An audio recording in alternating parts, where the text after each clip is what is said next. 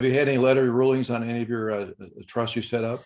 Yeah, so let's talk about the legal track record. So there is a private letter ruling. In form and substance, nothing changed. It was good. There's been 12 no change IRS audits, including a Wow. $125 million deal in San Diego. There's also been 3 formal audits, all of which have had no findings, no changes. Okay.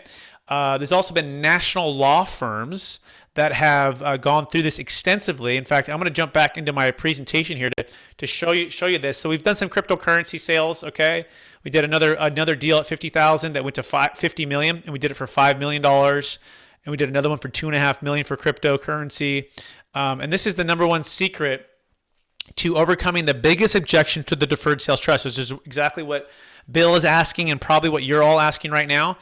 Wow, Brett, this sounds amazing, but like, what's the track record? Like, I need my trusted advisor to say yes before I move forward.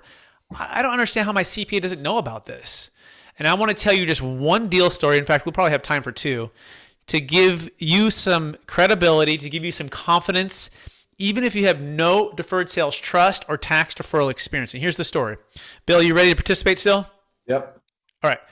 So have you heard of a guy named David Young by any chance? No, I have not.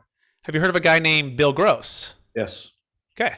So Bill Gross is one of the most respected gentlemen in the last 30 years in financial wealth management. In fact, he was like the bond king, something like that, right? Well, guess who Bill Gross's at PIMCO right-hand guy was? David Young. Okay. Oh, wow. Okay. David Young. Okay. So David and Bill, with 4 other guys, built PIMCO for about over 20 years, from 80 billion to 1.2 trillion. Ooh. So I call these guys like the Hall of Famers. These are like the Joe Montanas, the Jerry Rices, right? These they're kind of like a Mark Cuban of the financial advising. They're just super respected, super well known, really thoughtful, great guys. Okay.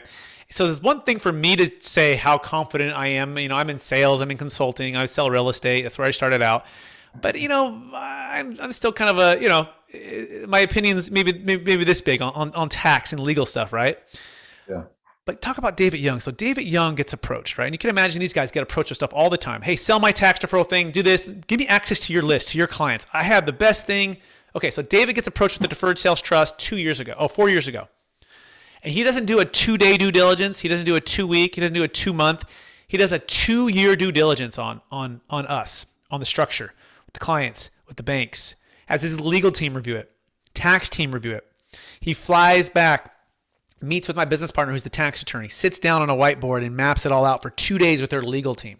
Wow. And they came away with 2 conclusions at the end of this, Bill and Adam and everybody else. Number 1, that's the smartest person we've ever met. And by the way, that's a big statement for them. It's definitely the statement for me. He's the smartest person. Wow. I like him to like the Beethoven of tax. He's brilliant. He worked for Arthur Andersen. He's a CPA and tax attorney.